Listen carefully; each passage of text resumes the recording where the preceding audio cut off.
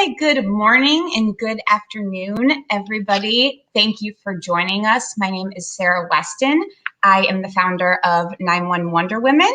We are a nonprofit whose mission it is to strengthen and support the women of 911. And thank you all for joining. If you give us a like and you share, we can broadcast our program today to more and more people. So if you want to give us a share, we'll reach more people. Thank you. Today, we are having an amazing conversation with Congresswoman Norma Torres and Kim Turner. I am going to get us started right away here because we have so much to talk about. And I am going to welcome Congresswoman Torres to our video. Hello. Hi, Sarah. Hope you're well. It's good to see you. I'm doing very, very well. I want to thank you so much for joining us today. I'm going to introduce you to our audience for those of you who don't know the Congresswoman. Congresswoman Norma Torres represents California's 35th Congressional District in the Inland Empire. She previously served as a state senator, assembly member, and as a mayor and a council member in the city of Pomona. Did I say that correctly? Yes. Yes. Okay, good. I'm a Midwesterner, so, I try. Now on her fourth term as, Congresswoman Torres currently serves on the House Appropriations and Rules Committees and as a co-chair of the Central America Caucus and New Americans Caucus. As a former 911 dispatcher, the Congresswoman draws on her expertise to champion 911 issues, including as the lead sponsor of the 911 Saves Act. Throughout her career in elected office, she has worked to make government more responsive to the needs of Inland Empire residents. And I just want to start off by thanking you, not only for being here today, but for being this strong, powerful voice for 911. It is so needed. The world needs to know what 911 dispatchers do. They need to know that they're people and human and have these lives, and they need a champion. And we are so, so fortunate to have you as a member of Congress and having been a dispatcher in this career, which is hard to understand if you've never been in it. So thank you. Yeah. Thank you, Sarah, for that. As part of that, I want to talk about the 911 Saves Act. And one of the things that we say in 911 Wonder Women is when you find your voice, you find your power. And can you talk a little bit about what the 911 Saves Act will do for those who don't know? And also, what can the people watching, what can dispatchers do to help them find their voice and their power to help pass this bill? Absolutely. First of all, thanks for the opportunity to be with all of you today. I think it's such an important conversation for us to have with folks that may not be familiar with the 911 system. The 911 Saves Act, which is, I'm looking at my notes right now because, the bill number, right? HR 2351. Very, very simple. It just recognizes the work that you do and to classify you as emergency personnel, which we all know. The people that are in this job know that you are part of the first responders, of the emergency responders ecosystem. After all, people, when they are in need of a police officer or a paramedic or a fire engine, none of that can happen until their 911 call is answered. And that is why you are so key to that. We need to respect that. We need to understand that. And I think the 911 Saves Act gets us to that first step of recognizing that you are part of the first responders ecosystem, and we should classify you as such. Yes. Yes. Oh, we have so much. We have so much more discussion on that topic.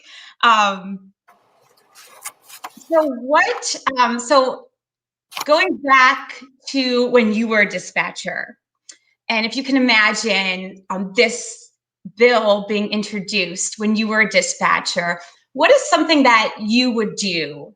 What your younger self? What would you do to help get momentum rolling for your 911 center and rolling up to the states and all of that? Yeah, I want to say a little bit about how I became a 911 dispatcher. And I was looking, I really was looking for a job opportunity that would, where I could earn a good living and be able to support myself and my family. I had no idea what the job entailed when I applied. And out of, over 1,000 applicants, the city of Los Angeles hired 26 of us, and I was one of those 26 employees. Imagine how shocked I was when my first day of training, when I arrived at the 911 center, and I was given a 3-inch binder of training materials. And I was told I would have to sit in a classroom for like 3 weeks in order to learn the job. But in addition to that, I had another 2-inch binder that was, the LAPD department manual. So the training was intense.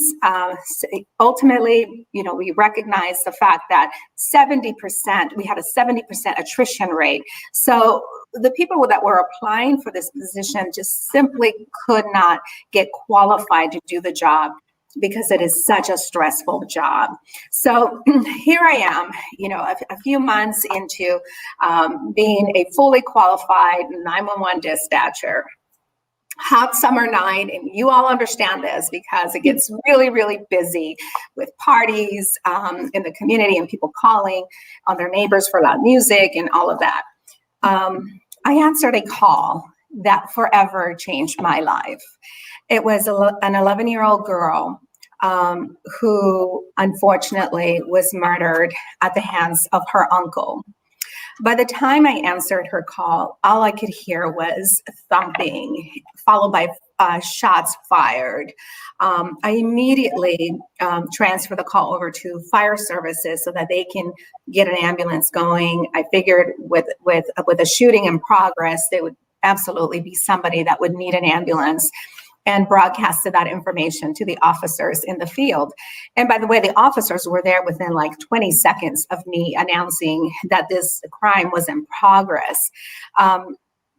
So as a 911 dispatcher, I had to go to court on this crime.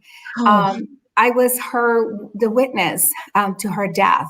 Her screams, what I thought were screams, were not screams. They were words. "Uncle, please don't kill me." Her name was Yahida, and I will never forget her name because she changed my life completely. I went from being the average mom, the soccer mom, hated politics, political world I did not want to be a part of, to recognizing that the power laid within me to be her advocate and to stand up for somebody who had lost her life. And it wasn't enough for me to go to work and do my job and do it well and put in 100% of myself into my profession. I had to do more than that. And I think that is, one of the reasons why it's been so hard to address the growing issues that we have around the 911 profession, to try to get you the training that you deserve, to try to get you the benefits that you deserve. Just to recognize you as first responders has been such an incredible heavy lift that I think it's time that 911 dispatchers start talking about your jobs. And I know that is very difficult to do because we have many scars from the jobs from the job that you do, from the types of calls that you have had to answer. But you have to share what you do with the general public. People have to see you and not just hear you.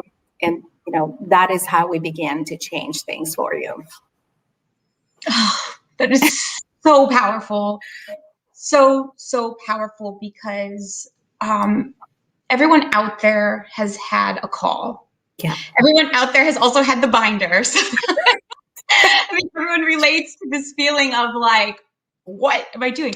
But like that catalyst for change and that passion, people kind of, helps people to discover their passion when they hear you speaking, and what kind of inspired you to do more and take the next step is, I think it's so inspiring for everybody out there, because you know the feeling.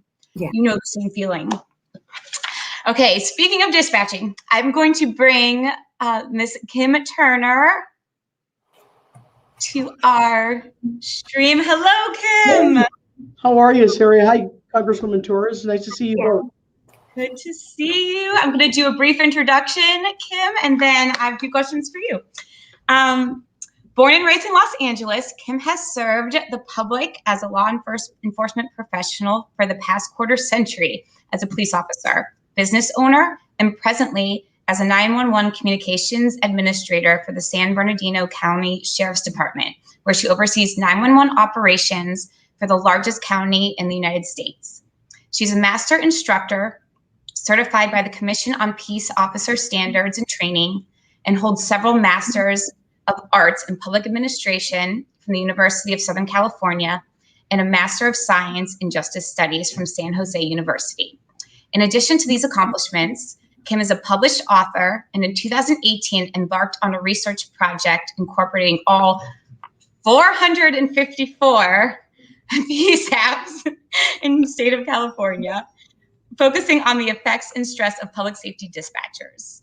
Kim also serves as the second vice president for CalNENA and the Southern Regional Task Force co-chair for NENA. As a public safety professional, Kim successfully combines practical work experience and advanced education to create paradigm shifts in training models that embrace inclusiveness and diversity of thought. So welcome, Kim. Thank you. Thank you very much.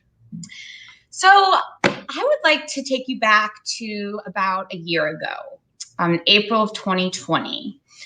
And things were so scary. And not to say that they aren't still, but we were all kind of freaking out as a nation, and we didn't know if we could go to the grocery store or leave our house or what to do.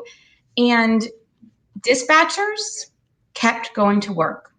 They put on their PPE, they sat in close quarters, they sacrificed so much. They left their families at home and returned to their families, with the risk of having contracted the virus.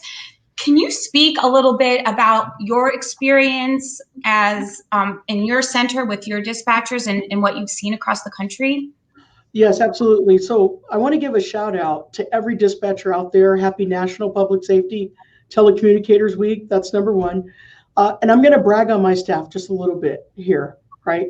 So as you know, California was the first state to shut down completely. We shut down in March, the week of St. Patrick's Day. And how my dispatchers responded is how all dispatchers do. We find a way. And what I mean by that is they started a co-op in our kitchen. So for dispatchers who were unable to get to the store and get toilet paper or paper towels or necessary supplies, and they started a bring one, take one, meaning they dropped something off and they would leave a little note, I need something. And so we partnered together. I could tell you myself and my managers, we were out in the rain, standing in line to get things for our folks. And I'm really proud of our resilience. The fact that no matter how great the challenge, when we talk about empowerment, we find a way to make it happen. So a shout out to all of my San Bernardino County Sheriff's dispatchers for getting it done.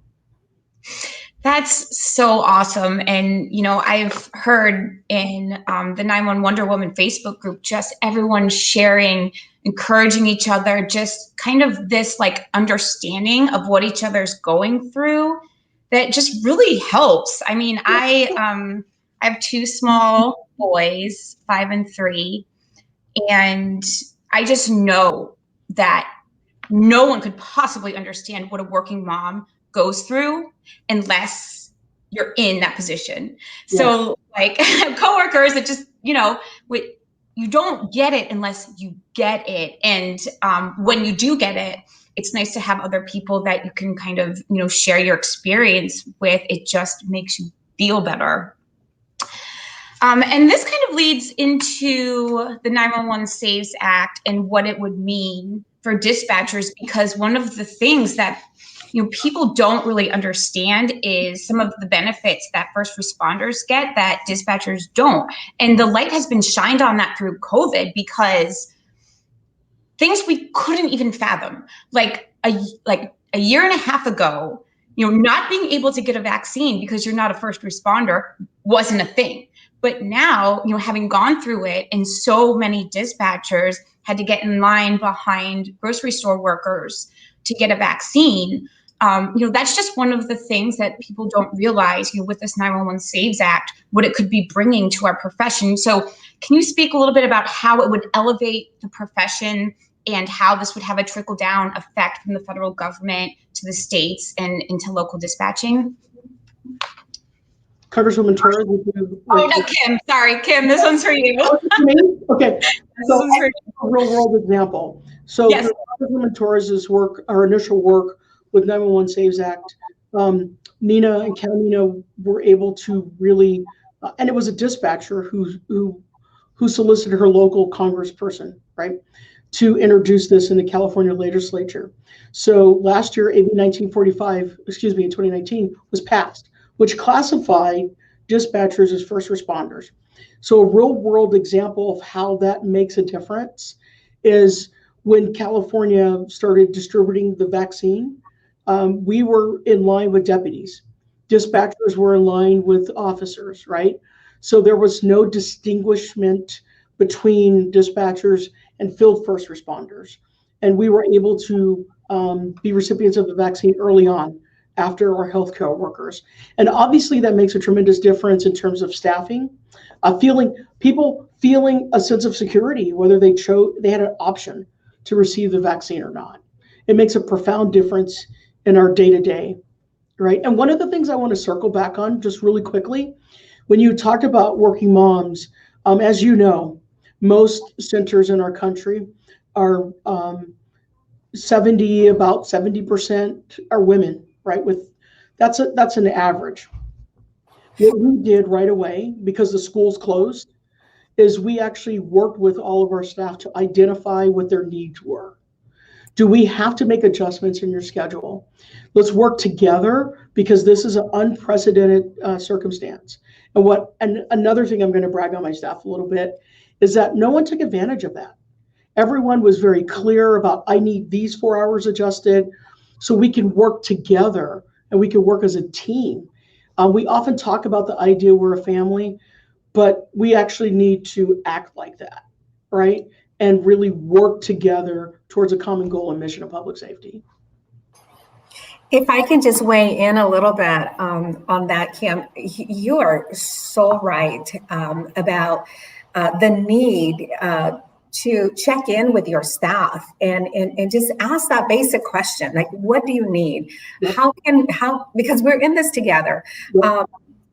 If California 911 dispatchers would not have been able to get in line, with their police officers and firefighters to get that shot, I'm afraid to say what that would have meant to the 911 centers. We know about the one 911 dispatcher in Arizona that unfortunately was infected with COVID, and she went back to work because the need was great and it was forced to work overtime. I remember my days as a 911 dispatcher. I chose to work a swing shift or a graveyard shift because I needed to be home with my 3 boys and be able to take them to school and pick them up. And if they had an emergency, I needed to be close to home and to their school in order to take care of them.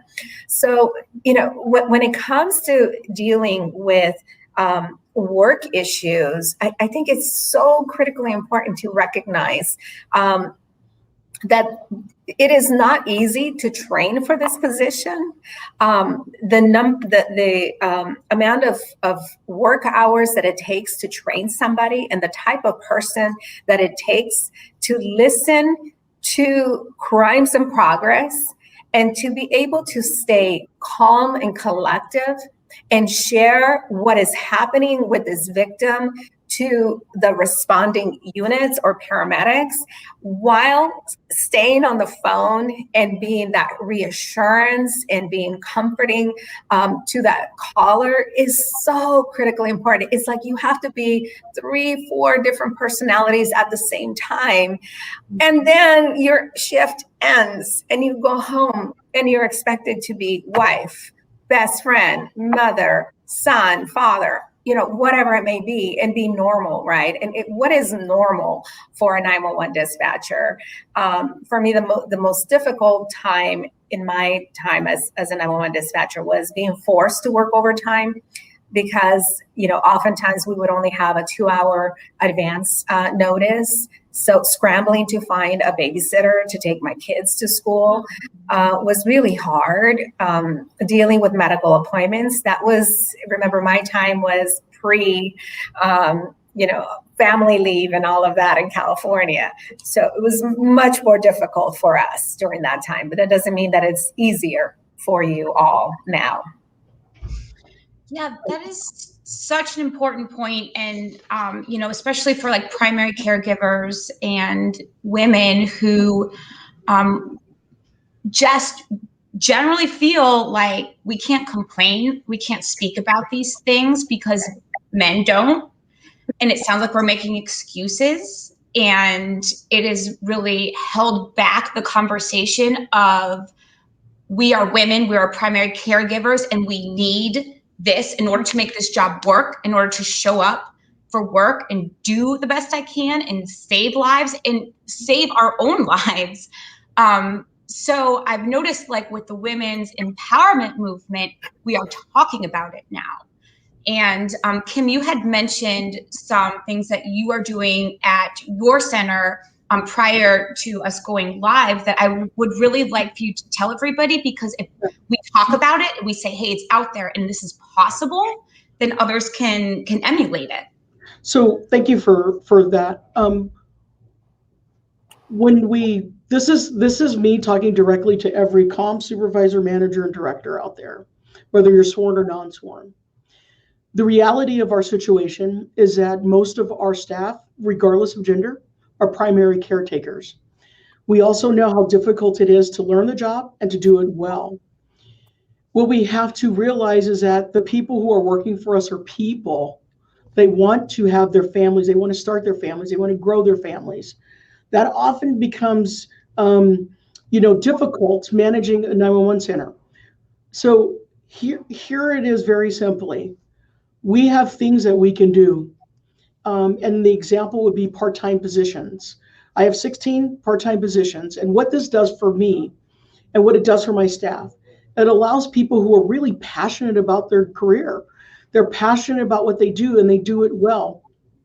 But they also want to be home with their kids. And because the most important thing we can do as human beings is being a parent, right?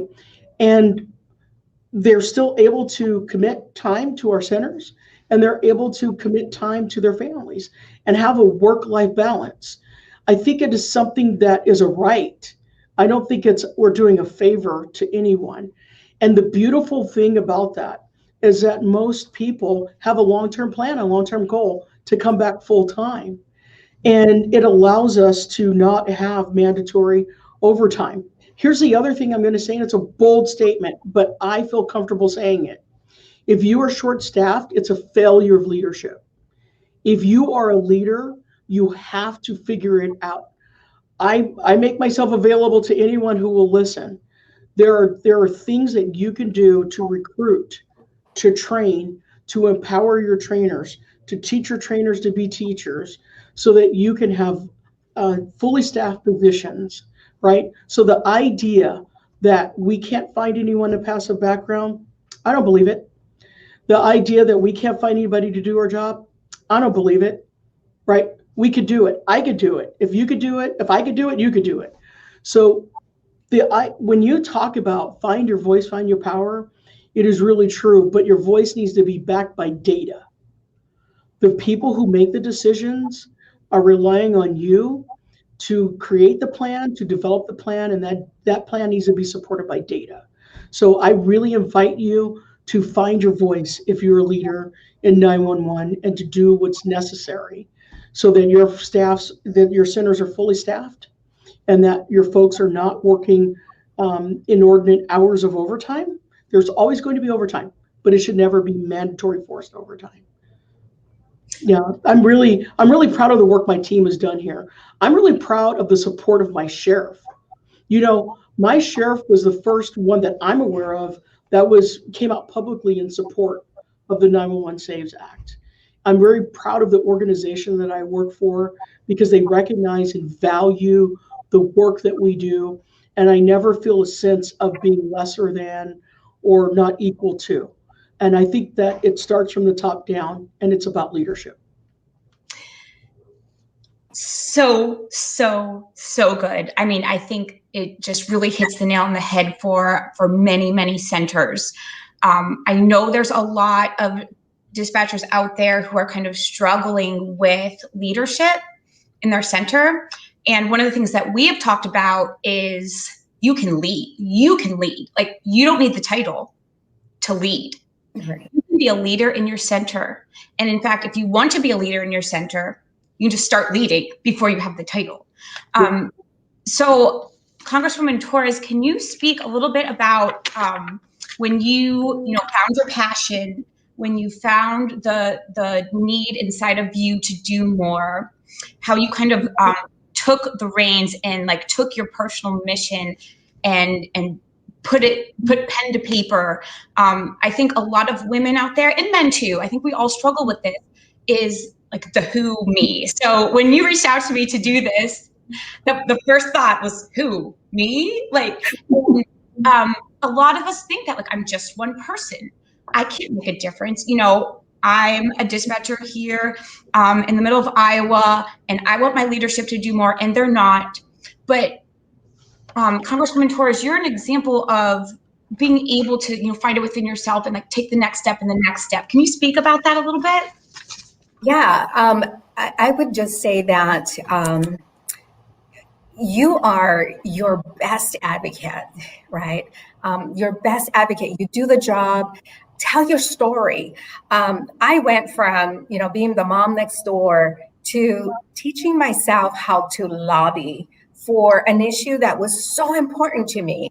I would never put the label lobbyist on me or politician on me during that time, but that's what I had to do. So that meant going to my immediate supervisor and saying, we need to make these changes in order to improve services, to our callers. From there, I ended up going to my captain, and then, trying to move up the ladder, working within my department. But I needed to do more than just tell my department that they needed to make some changes and invest money into our 911 center. And it always comes down to money, right, and resources.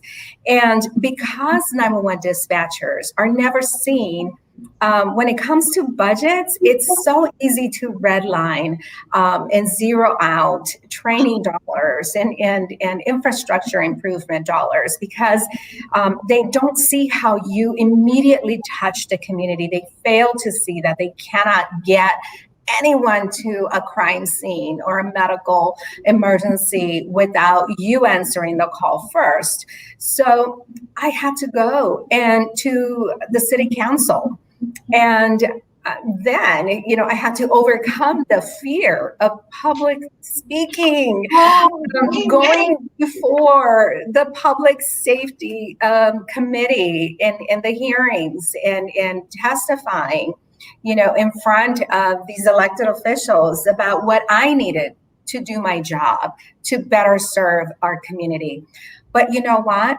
As a result of having that courage of finding my voice, because it wasn't about me, it was about my job and improving my job skills and improving the service, we were able to get a grant from the LA City Council, $350,000, an emergency grant to improve the software to our system so that we can prioritize Spanish-speaking callers,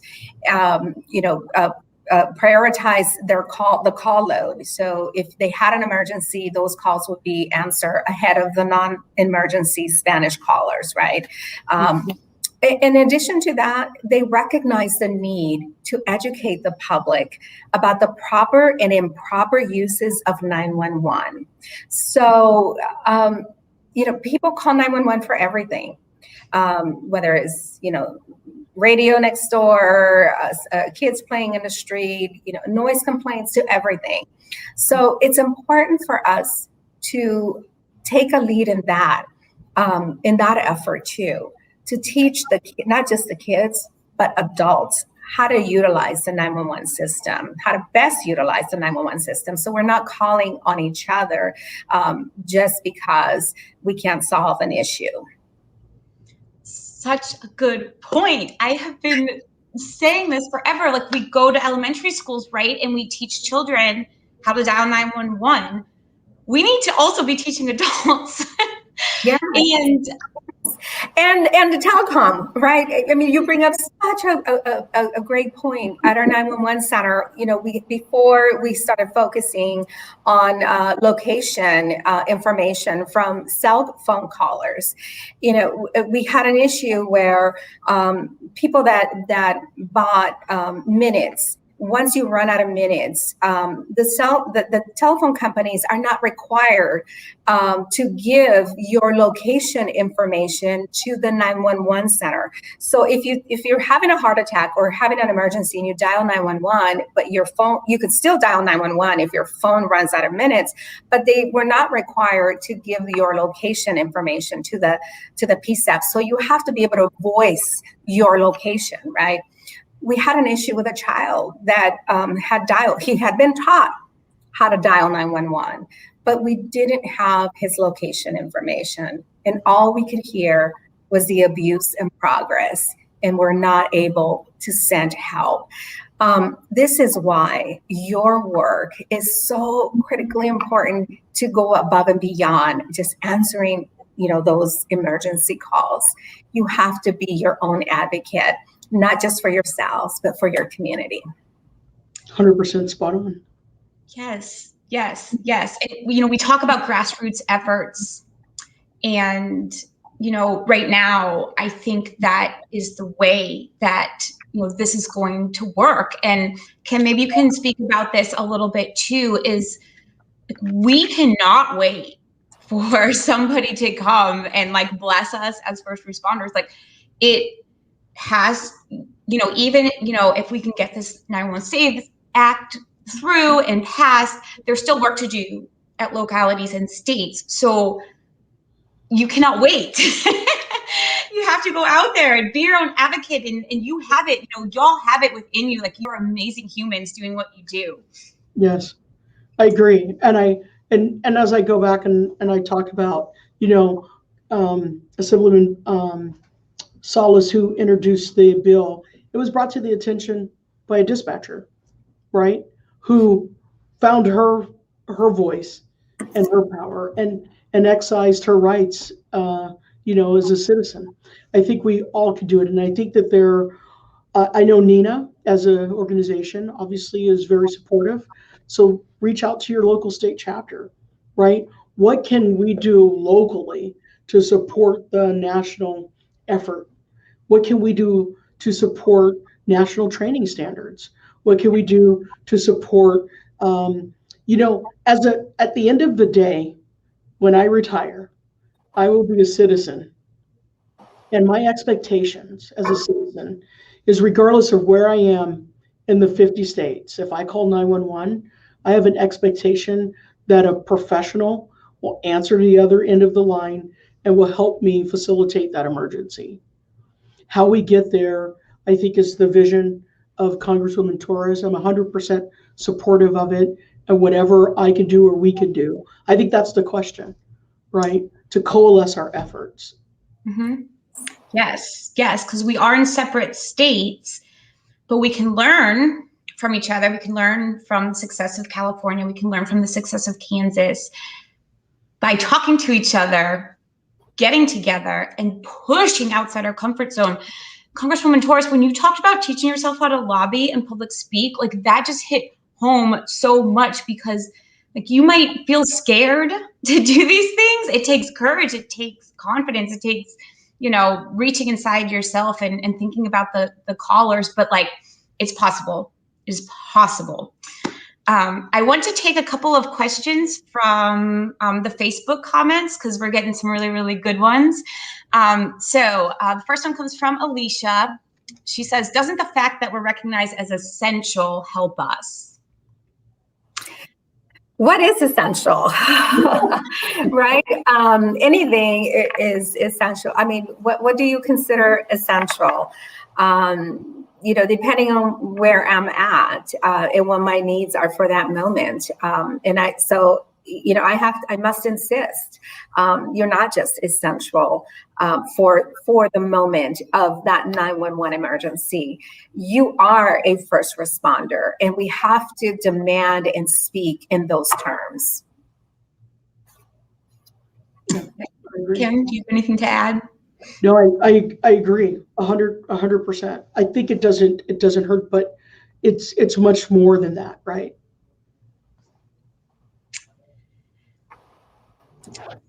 Okay.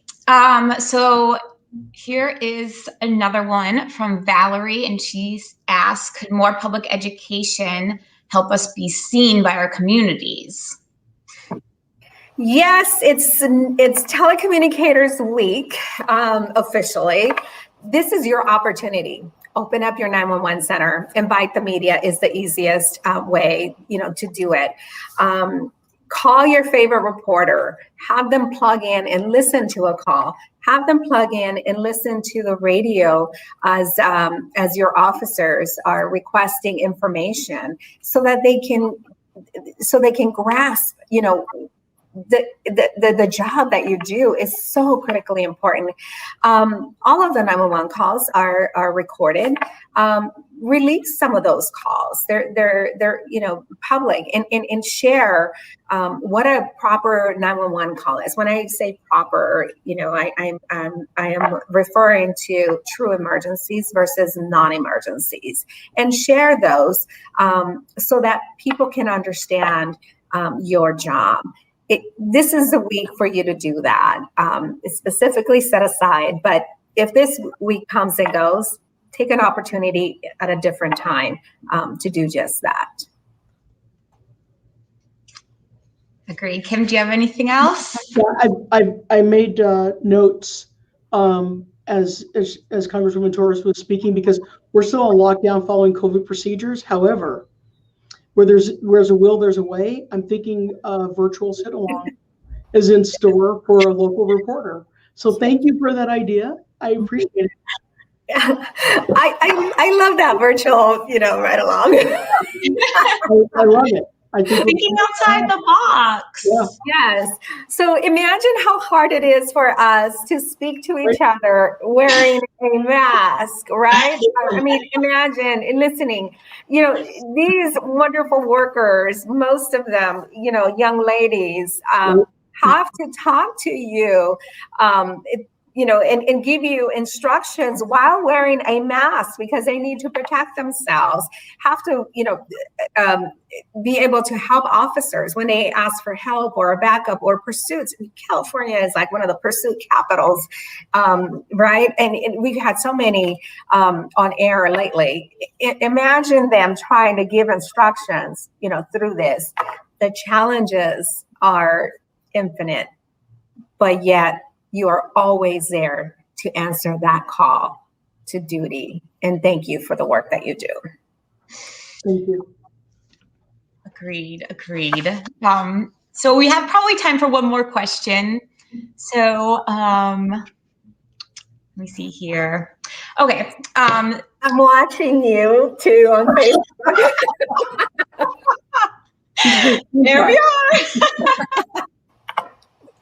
Oh my gosh, it's so weird. It's like so weird being live. It's just, I like almost forgot about it because we're just like chatting. Okay, so one more. So this is for Congresswoman Torres. Should the federal legislation be passed, safe to assume the push at local, regional, individual, state level will still be absolutely necessary? I think this is a good question. Well, I think we start at the federal level, and that should put you in a category, where you need to be, where I need you to be, so that I can start working grant opportunities for your PSABs. Remember, we were talking earlier about city budgets, and especially with COVID, there isn't enough money to pay for every employee and for training and for all that. Put yourself in that moment, the most critical moment of your life, a crime in progress, and you are the victim. I never thought that I would be a victim, but yet I found myself, in the middle of an insurrection and being, one of the last few people to be evacuated from the Capitol. Never thought that would happen to me. It happened to me. Wouldn't you want the best trained and the most, the best person to be the one to answer your 911 call for help? I know I want that for myself and for my family. That's why it's so important, because we begin the process of standardized training. So whether you're in Iowa, in California, in New York, in Texas, anywhere in the country, and by the way, Texas has already passed this law, anywhere in the country, you get the same training. You get the same priority as anywhere else. And people would be confident that the system works no matter where they are. Oh, so well said. Thank you. And that's a good place to end, although I could talk to you both for hours and hours. So maybe we could do this again sometime. Yes. But Congresswoman Torres, I want to thank you so much. Your time is very valuable, and it means so much to all of these amazing 911 heroes to hear from you and to have you in our corner fighting for us. So thank you for everything you do. Call your elected representative and ask them to support this bill. Thanks, everyone. Absolutely. And thank you, everyone who's working today. Thank you for all the leaders out there. And thank you, Congresswoman Torres, for leading the way for us. Thank you, Sarah, for having me. Thank you. Call your representatives. Have a wonderful, wonderful day, and happy National Public Safety Telecommunicators Week. Bye-bye.